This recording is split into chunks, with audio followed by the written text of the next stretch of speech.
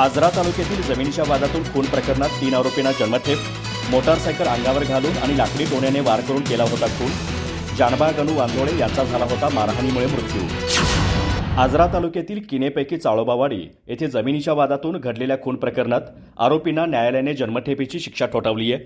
अर्जुन तुळसापा वांजोळे वय 55, संदीप अर्जुन वांजोळे वय 32 आणि रामचंद्र तुळसापा वांजोळे वय 35 अशी आरोपींची नावे आहेत.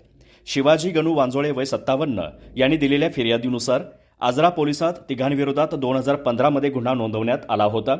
गुन्ह्यात रामचंद्र वांजोळे आणि संदीप वांजोळे यांनी जानबा वांजोळे यांच्यावर मोटारसायकल घालून त्यांना ठार मारण्याचा प्रयत्न केला, तर अर्जुन वांजोळे यांनी लाकडी टोण्याने त्यांच्या डोक्यावर वार केला.